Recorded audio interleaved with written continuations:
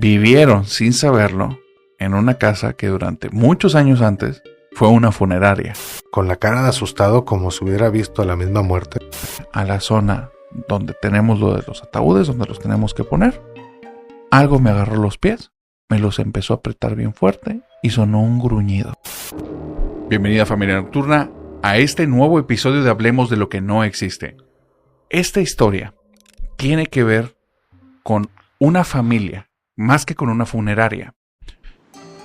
En esta familia hay dos hermanos, Alejandro y Roberto. Alejandro es 4 años mayor que Roberto. Hay una situación muy extraña con Roberto. Desde pequeño, la familia ha notado que él es muy callado y tiende a ser una persona asustadiza. Es normal de cierta manera ver que los niños pueden tener ciertas reacciones, pueden a veces tener amigos imaginarios o pueden tener algún tipo de comportamiento que ya para los adultos les resulta raro. Pero Roberto realmente era muy atípico. Roberto en muchas ocasiones lo veían aterrado en la esquina de un cuarto, viendo con los ojos abiertos a algún punto de la habitación. Creían que podía ser muy susceptible como a conversaciones que tuvieran en esa casa porque les gustaban las películas de terror. Entonces decían, tal vez nos escuchó hablando de alguna película y se está imaginando cosas. Entonces comenzaron a ser muy reservados los papás. Alejandro, por otro lado, tenía conversaciones con Roberto. Alejandro es el que me manda la historia y me dice, es que mi hermano veía cosas que los demás no lograban ver. Mi hermano percibía fantasmas. Y eso prácticamente desde que tenía conciencia.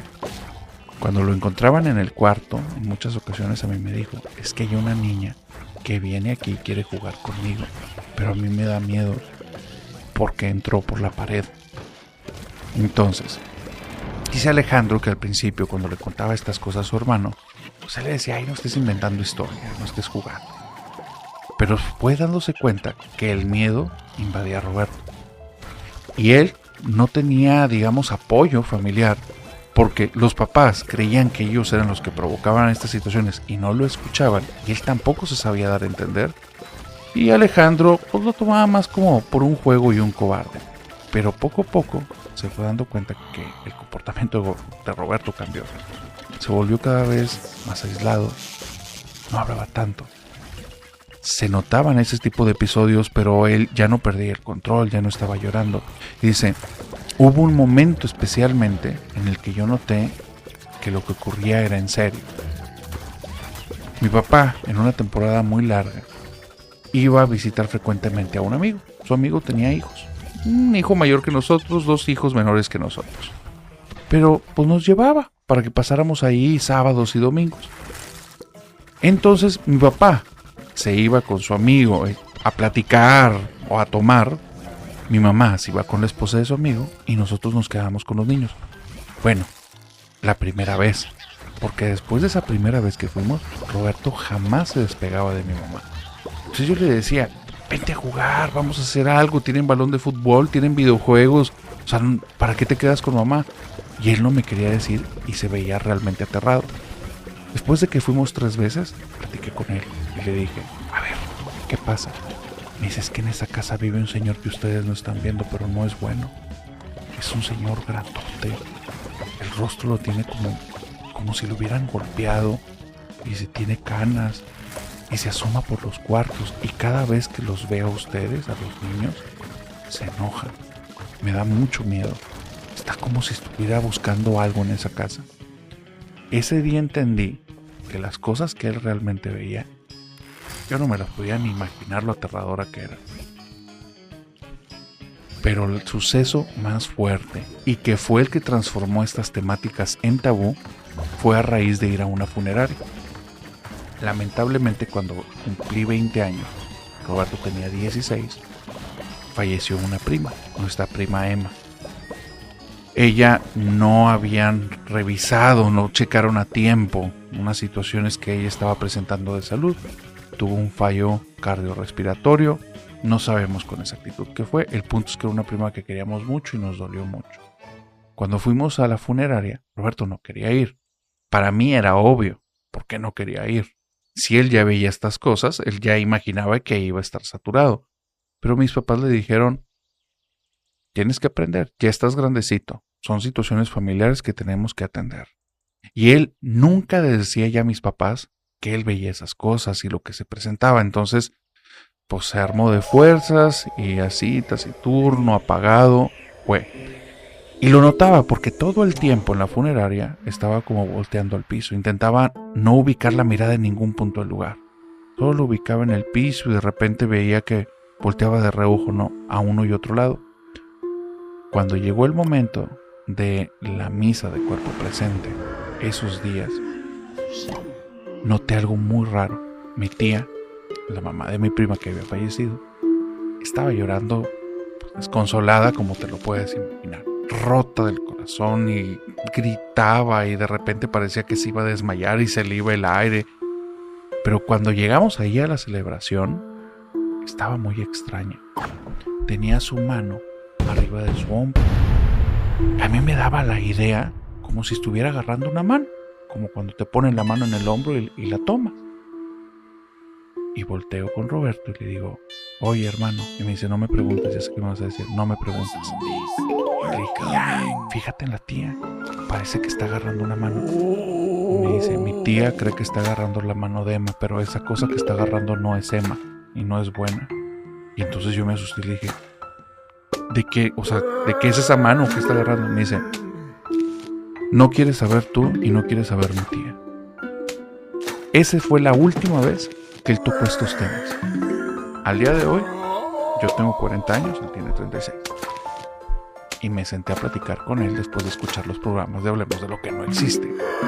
Y le dije, oye, ya hay mucha gente que le pasa esas cosas, ya he escuchado muchas de esas experiencias. Cuéntame qué fue lo que viste y qué ha pasado. Y dice, mira, hay cosas ahí que son buenas, pero hay cosas ahí que te quitarían la calma por completo. Dice, yo ya cargo suficiente con que me la quiten.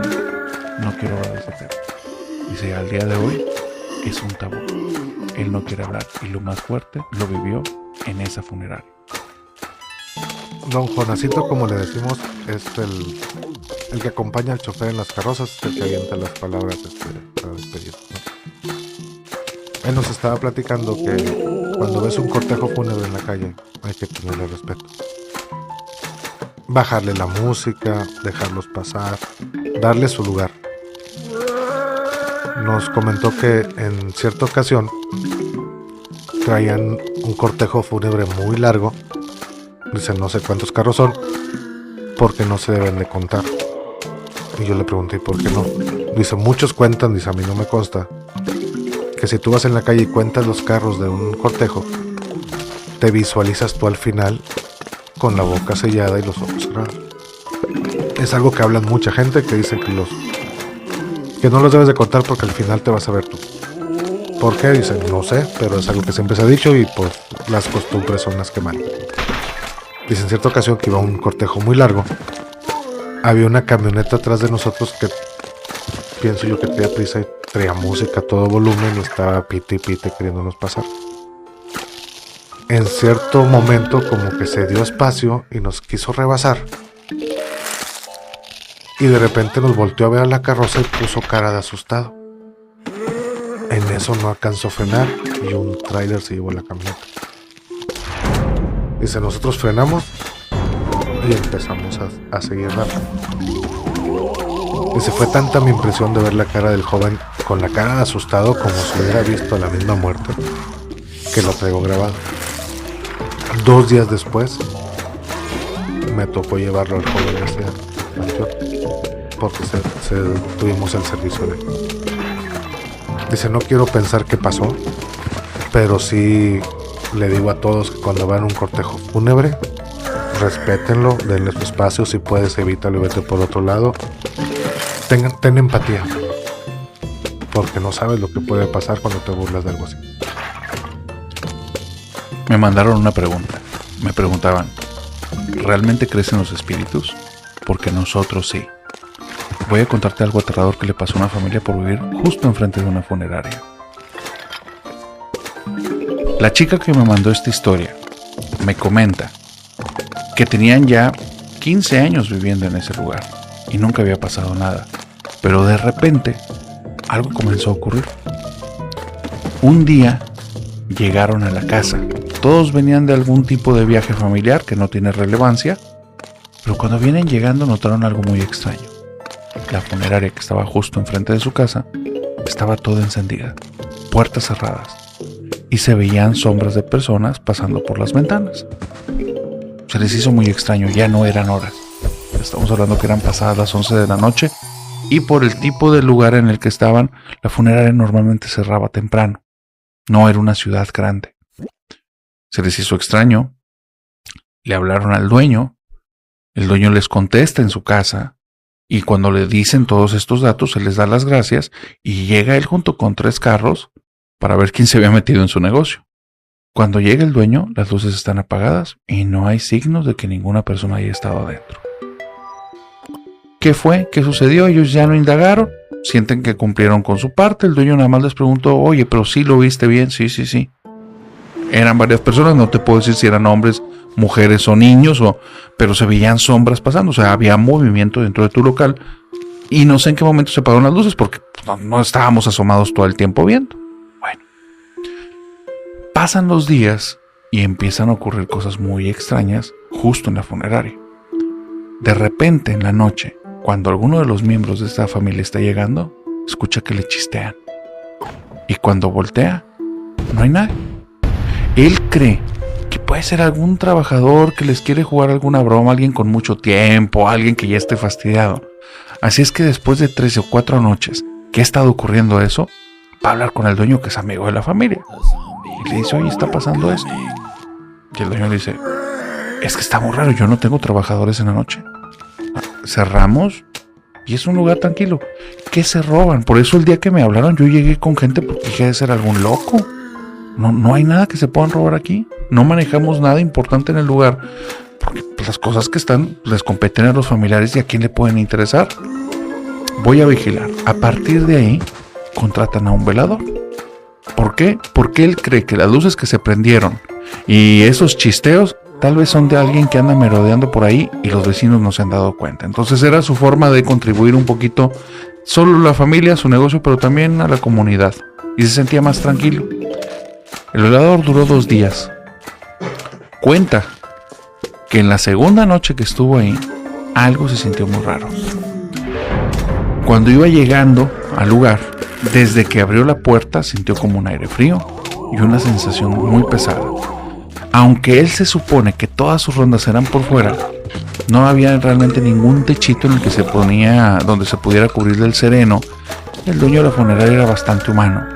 Entonces le había dado las llaves y le dijo, oye, está muy frío fuera, si notas que hay algo de lluvia, ponte ahí adentro. Nada más no me hagas uso del recinto, no me desacomodes nada. También si ocupas un baño, pues úsalo, pero con responsabilidad, ¿no? Entonces cuando él abre la puerta y se va a meter, siente eso y dice, me dio miedo. Y donde volteo en la entrada está una mujer, una anciana, me está viendo, no habla, no mueve la boca y solo me está viendo así. Y empieza a caminar hacia mí.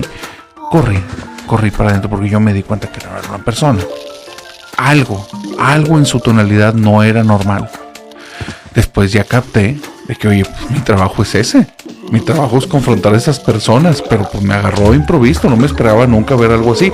Entonces salgo de ahí y comienzo a revisar los cuartos y nada, no hay absolutamente nadie. Y en el momento en el que dije, bueno, me pude haber alucinado, me lo pude haber creído, me pude haber hecho una idea, escucho que me empiezan a chistar de todo. Ese día habla con el dueño, se da de baja del lugar y a la familia le empiezan a ocurrir cosas bien raras. Notan cómo en las noches, a veces, hay sombras que vienen desde la banqueta, no personas, sombras, siluetas, y empiezan a entrar por las paredes de esa funeraria. Y cuando entran, las luces se prenden y se apagan, se prenden y se apagan. La persona que me mandó el relato dice, mira, al final nos tuvimos que acostumbrar, no podíamos hacer nada. El dueño no es muy creyente, entonces nunca mandó bendecir el lugar ni nada. Hace 2 años dejaron de pasar las cosas, pero también el negocio fue a la baja. Entonces no sabemos si es porque dejaron de haber personas ahí que ocuparan sus servicios o si les habían hecho algún tipo de trabajo y con el tiempo fue perdiendo fuerza. Hace ya como 5 años En el área donde preparan los cuerpos, es conocido como Don Paco, llegó un señor como de 89, 90 años, fallecido por muertes naturales. Donde iban a preparar el cuerpo y donde lo iban a vestir, no encontraban el traje. Sus familiares le habían dado un traje negro con camisa blanca. Estuvieron vueltos locos los del área de servicios. Le hablaron al gerente o director del área. Dijeron, oye, pues ¿cómo se puede perder? Manda a comprar uno. O sea, si ya no lo dieron los parientes, no podemos hablar de eso. Mandan pedir el traje, fueron por él. Otra vez donde lo iban a vestir, desaparece el traje. Buscaron por todos lados y no había ningún motivo por qué haya desaparecido. Optaron por hablarle al familiar. Oye, es que pasó esto. Y contestó un chavo, dice, 35, 40 años. No se preocupen, ahorita voy. Va y les lleva una ropa, dice, mi abuelo siempre fue de rancho. Siempre anduvo camisa vaquera, pantalón y botas, ¿no? Fue la ropa que le llevaron. Al momento que se lo ponen, dice, sí, es que el traje que habíamos traído fue cuando yo me casé. Yo se lo compré a mi abuelo. Y él nos dijo, ni muerto me voy a vestir así. Y entiendo que él cumplió eso. Se llevan el cuerpo ya con la ropa del señor. Al día siguiente encuentran los dos trajes en el bote de la basura. Creo que fue contigo con el que hablamos acerca del tren de la muerte. Uh-huh. Y hubo un suscriptor que hace apenas unas semanas me mandó un correo que decía: narrador, yo acabo de experimentar hace apenas unos meses lo del tren de la muerte, pero me ocurrió algo que tú no has narrado en ninguna historia. Él trabaja justamente para una funeraria. Él se encarga de arreglar los cuerpos. Ya tiene muchos años ahí. Le gusta escuchar historias de terror. No sé si por morbo o porque se haya identificado. El punto es que él comenta que no es una persona como susceptible a asustarse. Un día dice que mientras está preparando un cuerpo, comienza a sentirse como muy pesado y muy cansado. El cuerpo no tiene relevancia. Ya está a punto de terminar el trabajo. Termina y se queda dormido ahí. Cuando se queda dormido en ese salón, tiene una banquita, se pone en la esquina, cabeza recargada contra la pared. Tiene un sueño muy extraño. No sueña todavía con el tren de la muerte. Sueña con una niña en un centro comercial que él ubica y él conoce. Y la niña es muy llamativa. Tiene un cabello rojo, el rostro es blanco con pequitas, tiene una ropa como casi seleccionada por los papás para parecer más un personaje de televisión que una persona normal. Pero la niña es muy característica. El color de su piel, su cabello, hace que se distinga del resto de personas. Se le queda grabado el rostro y se levanta y ya se siente tranquilo y dice: qué extraño sueño, fue demasiado real. ¿Y quién es esa niña? Jamás había visto una cara así y esos rasgos, unos ojos muy penetrantes, un color muy bonito. Ese tipo de ropa nunca la he visto aquí. Pasan unos días, está trabajando y vuelve a sentir esa sensación, como una pesadez extraña. Tiene miedo de hacer mal el trabajo, si es que habla con un compañero, le pide que si lo puede cubrir, que necesita un ratito de descanso, que tal vez se le subió, se le bajó la presión porque se está sintiendo extraño. Se va a un cuarto en el que tienen cosas guardadas, donde ya sabe que muchas veces la raza de vigilancia y otros van y se dan ahí un coyotito. Para la gente que me escucha, coyotito es una siesta o tomarse un tiempo para poder dormir. Y entonces ahí escondidas se mete a ese cuarto, toma su siesta y de repente sueña con un andén de un tren. Y un tren viene llegando. Y en el andén hay muchas personas de muchas nacionalidades. Personas de rasgos asiáticos, personas de rasgos africanos, vestimentas de todos los colores que te puedas imaginar y de muchísimas épocas. Y en el momento en el que se para el tren y abre las puertas, muchos empiezan a subir, nadie baja. Y al lado de él, cuando voltea, está esta niña, vestida exactamente igual que como la vio en el sueño de hace unos días. Y la niña voltea y le dice: ¿me acompañas? Me tengo que ir. Y si yo me acordé de tus historias y dije: no te voy a acompañar, pero te llevo al tren. Creía que estaba soñando y era muy raro porque yo nunca había tenido un sueño lúcido. Entonces Estaba consciente que era un sueño, pero al mismo tiempo no dejaba de ser sumamente extraño. Y me daba mucho miedo subirme porque yo sé que si te subes al tren de la muerte, solo vas a tener una oportunidad para bajarte y yo no quería ni experimentar eso. Es que la acompaño, una niña muy linda, muy cálida, siento su mano tocando la mía, la dejo ahí en el andén, ella entra y me despierta. Al día siguiente me dicen que hay un trabajo especial, hay unos papás que están destrozados, pasa un accidente, de esos que a todos nos duele, y un niño pasó a otro mundo. Cuando me muestran el cuerpo, veo, no por primera vez, pero sí por primera vez con mis ojos, a la niña de mis sueños. Estaba ahí y era la que había fallecido. No era la ropa, pero eran los mismos ojos, los mismos rasgos faciales, el mismo cabello. Era ella. Dice, nunca hubiera creído que el tren de la muerte realmente te está hablando de esas personas que están pasando al otro mundo y no necesariamente es para ti. Algo muy interesante en las funerarias, que todos los que trabajan ahí dicen que el muerto escoge su ataúd, no uno como familiar. A los que los ha pasado ir, tú vas y cuando estás viendo dices no dices aquel o déjame ver, no, o sea, los ves y dices Nos cuentan que en cierta ocasión fue un chavo con su esposa porque iban a velar al papá. Y el chavo dijo, uno de los ataúdes más caros. Y la señora dijo, está muy caro. Vámonos por que es el económico y no sé qué. El chavo yo creo que no convencido, pero sí, como no voy a ponerme a discutir en este momento, pues ¿no? Nos cuentan que la señora, al momento de que eso fue en la noche, al día siguiente empezaba el servicio, donde ella se durmió. Ella se visualizaba en un ataúd como el que ella había escogido. Cuando despierta la señora, lo primero que hace es hablar a la funeraria, oye, dame el ataúd que escogió mi esposo, no el que yo quería, ¿no? Y eso pasó, lo cambiaron, se pagó la diferencia y lo que quieran, ¿no? Me cuenta doña Rosy, que es la que encargada de la capilla, dice, ya estábamos en el servicio era de 10 de la mañana a 3 de la tarde del día siguiente. Dice, como no tenía relevo, me tocó a mí estar 24 horas. Dice, no es anormal, o sea, para mí es normal quedarme 24, descanso un día y luego regreso y así, ¿no? Dice, donde estábamos, yo estaba sentado en mi oficina, que la oficina da enfrente de la sala de espera, antes de entrar a cada una de las capillas.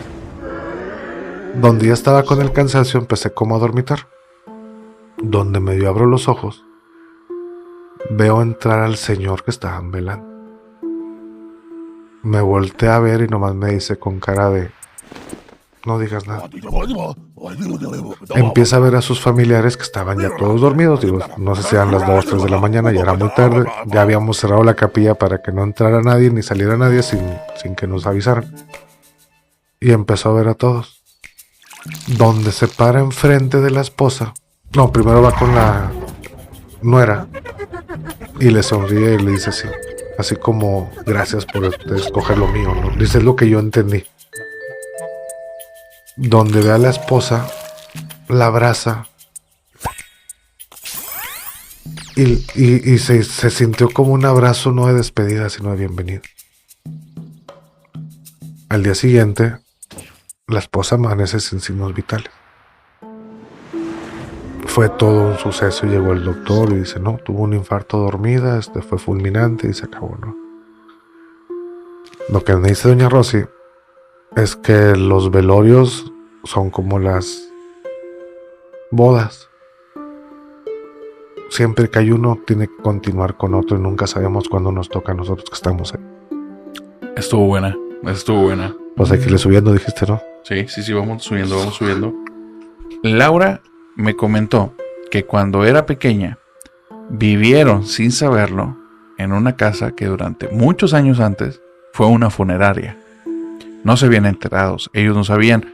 Vivían en un pueblo muy chiquito y ahí pues, la gente si sabía qué bueno y si no, no estaban acostumbrados a estar como diciendo las noticias del pasado. Era una casa muy grande. Su papá no era de ahí. Su papá venía de una ciudad que había juntado una muy buena cantidad de dinero y quería tomarse una temporada como sabática, fuera de situaciones de ciudad, porque vivieron una situación muy difícil de un secuestro. Entonces digamos que era como su casa de campo.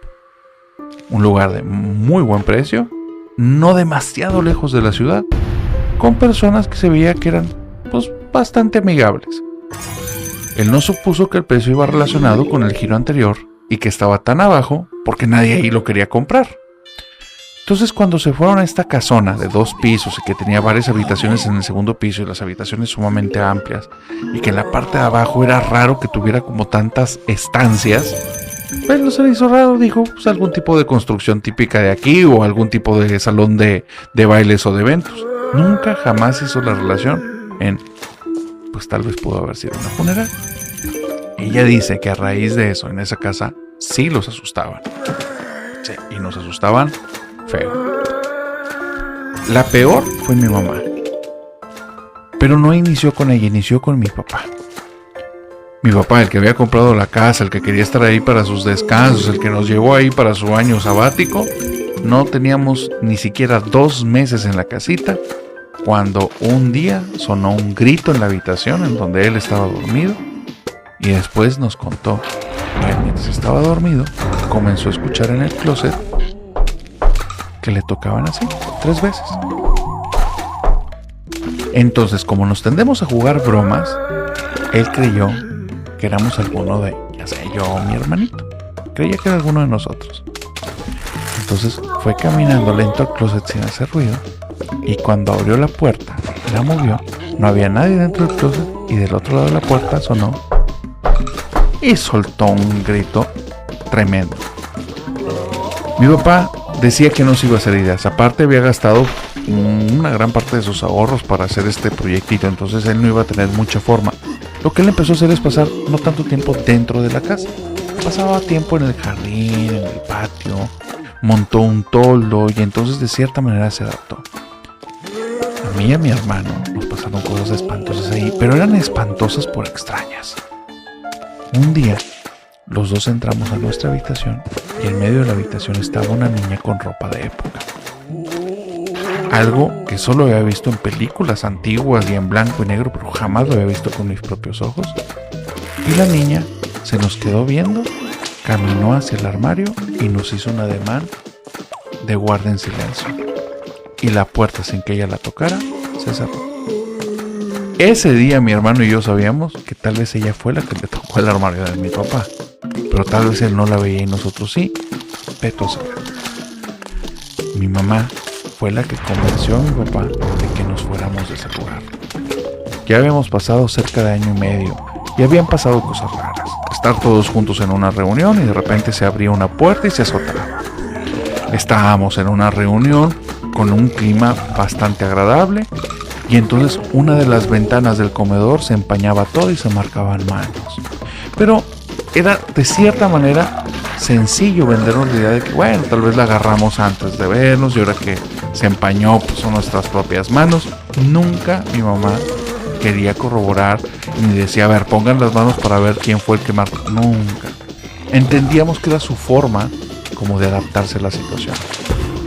Pero mi mamá dice que un día que no había nadie más que ella en la casa, cuando fue al segundo piso, vio como en el techo algo estaba como reptando y era muy grande y no era un animal.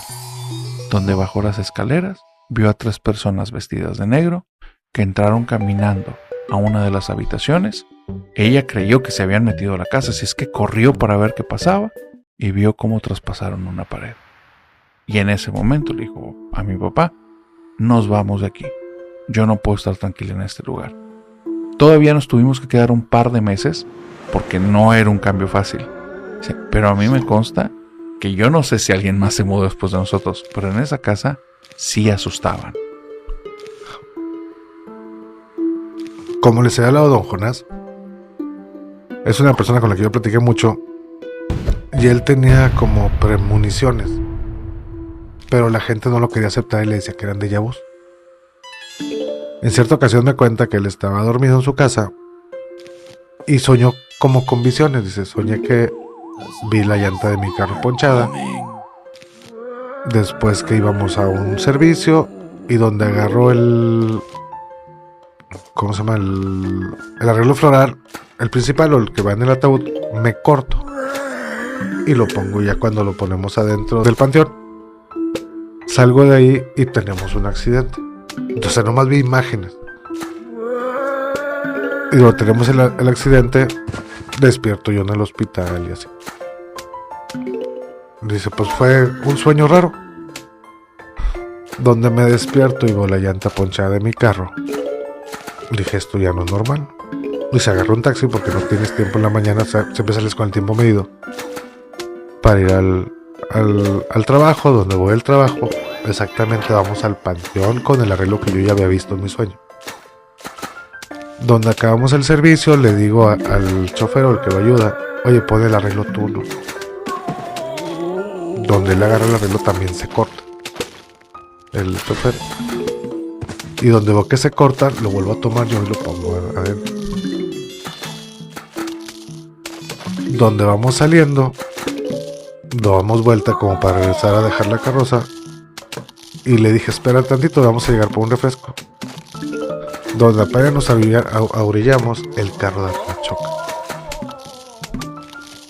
Un momento incómodo, dice raro, porque yo ya había visto este accidente, pero era mi carro, no el de ellos. Y donde empezó a platicar con alguien, dices que cambiaste tu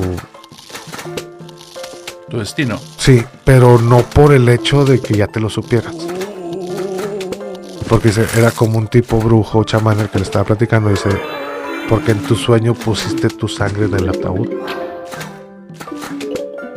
Que eso en un culto o un ritual significa sigo yo o es la persona que quiero que se muera o algo así. Y al momento que cambiaron eso, pues ustedes te salvaron. O sea, no cambiaste la secuencia nomás por no llegar al Oxxo, sí. Lo cambiaste el simple hecho de no poner tu sangre dentro del ataúd. Y él me cuenta, cuando vayas a un panteón, asegúrate de que las flores no te espinen o cualquier cosa, que tu sangre no llegue adentro del panteón. Quiero cerrar con dos historias que ocurrieron en dos funerarias distintas. Voy a ponerle un nombre a la chica porque me pidió que fuera en anonimato, porque al día de hoy todavía trabaja en la funeraria. Cassandra. Cassandra tiene ya varios años trabajando en funerarias. De hecho, ha trabajado alrededor de 3 o 4. Azares del destino, giros de la vida, fue como entró, pero con el tiempo le agarró el gusto y ella estaba como en muchas cuestiones administrativas, relaciones públicas. Y con el tiempo se dio cuenta que tenía como mucho don de gente. Trataba muy bien a las personas. Pese a las situaciones de tragedia, no la terminaba de afectar. Y sí, ella se sentía como con el semblante, con el carácter de poder tranquilizar a las personas. Entonces, la empresa notó que tenía esa habilidad y les ofrecían mejores puestos para esos niveles, digamos. Entonces ella, de cierta manera, fue haciendo carrera, fue teniendo experiencia, con el tiempo se fue ganando la confianza de la gente. Y llega un momento en esta última empresa en la que está ahora, en la que dice, mira, hay muchas historias acerca de las funerarias, muchas, pero a mí nunca, jamás me había pasado nada. Nada, nunca. Yo creía que eran cuestiones como de creencias de las personas, creencias espirituales, ideas que se han desarrollado a lo largo de la vida, pero yo no lo comparto. Como yo trabajo aquí desde hace ya varios años y he brincado de negocio y nunca me pasó nada, pues para mí siempre fueron patrañas. Pero al día de hoy sí te puedo decir que creo que sí existe algo más allá de lo tangible. Me pasó un suceso horrible, de hecho tan horrible que al día de hoy, si me llega a volver a pasar, me prometí que yo me salgo de este giro y no regreso bajo ninguna circunstancia. Al día de hoy es una promesa que tengo conmigo, no se ha repetido. Esto pasó hace apenas 6 meses. Un día me tocó dobletar el turno. En ese dobleteo de turno fueron días muy movidos, muy movidos. Diferentes razones. Tanto las tragedias que habían vivido, las personas que habían llegado, el personal que había faltado y situaciones de, digamos, de carácter estético del lugar que se tenían que mover instantáneamente. Entonces fueron días estresantes. ¿Cuál fue el problema? El problema es que yo ya cuando terminé mi turno ya me podía ir. No estaba en condiciones de irme. Yo necesitaba dormir ya. Le pedí ayuda a un compañero. Le pregunté por los turnos que teníamos en velación. Revisamos todo y nos dimos cuenta que en el segundo piso, que son las capillas que dejamos siempre al final, porque las vamos ordenando según cómo van llegando. Todas son idénticas. Entonces, las del segundo piso las dejamos solo para cuando está saturado el lugar. Y ese día teníamos nada más 2 de las de abajo, entonces lo que daba que en probabilidad las de arriba no se fueran a utilizar. Le dije que por favor, que aunque no es correcto, ya nos han dicho que nunca hagamos eso, que me diera oportunidad de irme a dormir a una. La más lejana, la última que pusieran en lista, y que si él ve que vienen llegando más personas, vaya y me avise para que entonces me pueda mover. Me fui en el segundo piso, corrí hasta el final del pasillo, me metí a la capilla. Al meterme a esta capilla, dejo las puertas abiertas para que venga mi amigo y me pueda ver. Me acuesto en una esquinita entre la silla, pero haciendo presión con la pared. Me recuesto mi cabeza a como puedo en la pared, pero estoy tan cansada que ya no importa si mi posición era natural o no. Caí rendida al instante y empecé a tener sueños muy extraños. Veía personas raras, enojadas, personas con una vibra muy extraña que se me acercaban y me tocaban. Me tocaban los hombros, me tocaban la espalda y era raro. Cada vez que me tocaban hacía que mi cabeza, como si fuera una lata de estas de pintura que agitas para que se haga cierta mezcla, como si me hicieran así en la cabeza, y sentía que mi cerebro daba vueltas. Y era una sensación horrible. Era un mareo, una sensación de perderme, una sensación de dejar de ser yo. Y de repente otro me tocaba, igual mi cabeza daba vueltas, giraba y me sentía toda mareada, me empezaba a sentir mal, mi energía se iba. Y seguía, era un sueño, pero era demasiado real y era espantoso. Entonces en algún momento, desorientada, abrí los ojos, dice, y estaba tan oscuro el lugar que al principio no vi nada. Entonces comienzo a parpadear, noto que tengo seca la boca, tengo secos los ojos, estoy muy desorientada y a mi cabeza me viene una idea. Ten cuidado. Cuando fijo la mirada adelante, noto cómo a escasos 30 centímetros está el rostro de una mujer, pero un rostro muy alargado, con una nariz como aguileña. Me está viendo, tuerce la cabeza y simplemente deslizándose, pasando en las sillas pero sin tocarlas, como si las atravesara, se va haciendo hacia atrás hasta que llega a la pared y se pierde en la oscuridad de ese cuarto.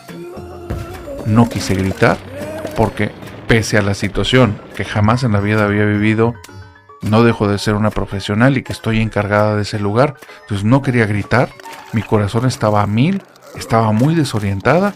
Me levanto, camino hacia la puerta y la puerta no se abre. Yo no la había cerrado, estaba abierta y la puerta no se abre. Las puertas de esa capilla no las tenemos ni con seguro. Son nada más puertas de vaivén, puertas que se mueven a un lado y otro. No tiene sentido que no se abra. Me voy a la otra hoja de la puerta de al lado, y no se abre. Y en eso digo, Diosito, por favor, cuídame que no me pase nada. Y las puertas, sin que las toque, se sueltan y se empiezan a abrir para adentro. Jamás me permitiría volver a vivir una situación así. Si me llega a volver a pasar, yo me retiro de este giro. Pero hay otra funeraria donde ya existían leyendas. Y Leo tiene ya un tiempecito trabajando ahí. Y él dice, mira, narrador, te voy a decir la verdad. Yo creo que son leyendas las que te estoy contando. Ni siquiera creo que sean verdad.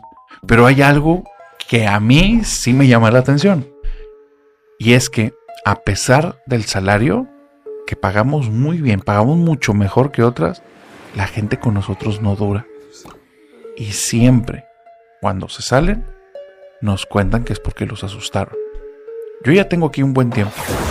Jamás me ha pasado nada. Sí hay un par de cosillas ahí, pero irrelevantes. La primera situación que pasó, que yo me acuerde, en la que yo estuve presente en el lugar, pero no me pasó a mí, fue cuando una familia entera estaban en la velación de un abuelo y sonaron gritos en la capilla de velación y se empezaron a salir todos. Yo soy el representante de ese lugar, entonces rápidamente movilizo a mi gente para que vean qué pasó y yo me acerco luego para ver qué sucedía. Tenía miedo que hubiera habido algún tipo de fallo eléctrico y hubiera un incendio. Pero no olía humo, no había humo y las personas no se veían huyendo hacia afuera del establecimiento, solo saliendo de la capilla. Cuando llego al lugar veo que la capilla está apagada y solo están las luces que están directamente al ataúd. Y se me hace muy raro. ¿Por qué pagaron todo y por qué dejaron esas? Tal vez ese es el problema o tal vez alguien les jugó una broma. Entonces comienzo a preguntar y veo que están un poquito agitados, no quieren hablar conmigo y me dirijo directamente con los familiares que pues lastimosamente no me gustaría hablar de otro tema con ellos porque yo sé que están en su momento, pero se necesitaba saber qué pasó. Y me cuentan que una de las tías quiso hacer como un acto. Se paró al lado del ataúd del abuelo y sacó un libro de lecturas y oraciones y se puso a leer en voz alta como para despedirse o para llamar la atención o algo, porque mi abuelo era ateo, mi abuelo no creía en Dios. Y cuando empezó a leer se empezaron a apagar y prender las luces, apagar y prender las luces. Entonces como que era muy extraño y en algún momento ella dijo: ya, te estamos ayudando para que llegues con Dios, tranquilízate. Y se apagaron todas las luces al instante. Ellos creían, se quedaron con la idea, quisieron enojar al abuelo, que no estaban respetando sus creencias y que esa tía estaba forzando la situación. Un día teníamos un empleado de mantenimiento, que este empleado de mantenimiento era una persona ya entrada en años y tenía más de 10 años trabajando para la empresa. Y un día llegó conmigo y me dice: mira, ya soporté mucho, pero yo ya no puedo trabajar más aquí. Le pregunté por qué. Me dice: mira, Leo, ayer me mandaste al cuarto por el que pasamos todas las carrozas, al que pasamos todos los carritos. Y yo ya les había dicho que en ese cuarto hay cosas que yo ya he visto. Dice: pero ayer fui y cuando entré al fondo del pasillo se veía una persona que venía caminando hacia mí. Yo sabía que ese pasillo no había nadie. Aparte, la silueta de esa persona no la reconocí. Cuando me volteo para salirme, porque yo no sé si es persona u otra cosa, me chistan mi nombre directo en el oído. Y ahorita que estoy aquí enfrente de ti, ve esto. Y se descubrió el pecho y donde se muestra tiene una mano marcada. Dice: yo ya no voy a trabajar aquí. Yo no sé qué esté aquí adentro, pero no creo que sea bueno. Dice: y la última situación, que fue la situación en la que vi a una persona realmente aterrada, fue cuando Cintia, la chica con la que digamos era mi mano derecha y ya teníamos más de 7 meses trabajando y era buenísima, y ella todo el tiempo se estaba burlando de los que decían que asustaban y cosas así, llegó conmigo y me dice: en serio, si valoras tu vida, salte de aquí, yo hoy dejo de trabajar. Y le pregunté que por qué, y me dice: me metí a la capilla 3, tenía que preparar las cosas. Ya sabes que normalmente nos movemos por vinas, nos movemos en grupos de 2. No vino la chica a trabajar, así es que me fui solo, teníamos que movernos ya. Donde entré y me acerqué a la zona donde tenemos lo de los ataúdes, donde los tenemos que poner, algo me agarró los pies, me los empezó a apretar bien fuerte y sonó un gruñido. Dice: no me lo podía soltar. Y dice: mírame las piernas. Y desde los pies se levantaba el pantalón y se veía donde estaban como arañazos, todo para arriba, y justamente en la parte donde decía que la sujetaron, todo morado. Y me dice: si valoras tu vida, vete, aquí hay algo y no es bueno. Narrador: yo creo que te estoy contando leyendas, pero en esta funeraria la gente no dura, y créeme, si a mí me llega a pasar algo así, yo también me voy. Fabián, ¿qué te pareció este duelo de historias? Muy bien, me quiero despedir con una que no la había contado. Adelante, por favor. En las funerarias o en todas las capillas hay gente que les llamamos, bueno, en donde yo trabajaba le decían los sedientos, que es gente que no tiene nada que ver con el servicio, va a tomar café, a agarrar galletas y se va. Y había una pareja de dos chavos, 20 y tantos años, bien vestidos, que acostumbraban a hacer eso. Entraban, agarraban su café, daban una vuelta y se iban. Pero en cierta ocasión como que llegaron un poco intoxicados o tenían algo porque venían muy risueños. Les tocó en un mal momento porque había un servicio a gente esotérica. Se veían por cómo iban vestidos, las cosas que llevaban eran esotéricos, lujos o eran algo diferente. No era un público normal al que estamos acostumbrados. Ellos estaban en el área de la cafetería y como estaba todo lleno, agarraron su café, agarraron un pan y se fueron al área de sillones a comer tranquilamente. Pero no sé qué les preguntaron, que se empezaron a reír y mucho. Y una de las señoras se para muy enojada y le empieza a decir, malditos sean, no sé qué tanto les dijo, que ellos salieron asustados corriendo. Donde nosotros salimos de la funeraria para ver qué pasaba, ellos iban para la puerta. No los quisimos perseguir porque es gente que nada más va a tomar café, o sea, ¿qué daño hace? Pero no pasaron ni 2 minutos y se empezaron a ir pitidos y cosas afuera. Donde salimos, afuera había una puerta, como a 20 metros está el puente peatonal para cruzar al otro lado. Y donde estábamos, había un chavo a medio del puente y abajo estaba uno tirado. Donde salimos para ver qué pasó, empezamos a hablar a los servicios, a hablarle a la ambulancia para que viniera a revisar. Yo subo a ver al chavo que estaba arriba sentado y estaba sentado nomás diciendo, no sé qué lo empujó, no sé qué lo empujó, no sé qué lo empujó. Donde ya llegan las patrullas a hacer todo, donde voy entrando yo a mi capilla, porque yo no tengo nada que hacer afuera, estaba la señora que les gritó. Les dije que no iban a acabar bien. Y a mí sí me hacen caso.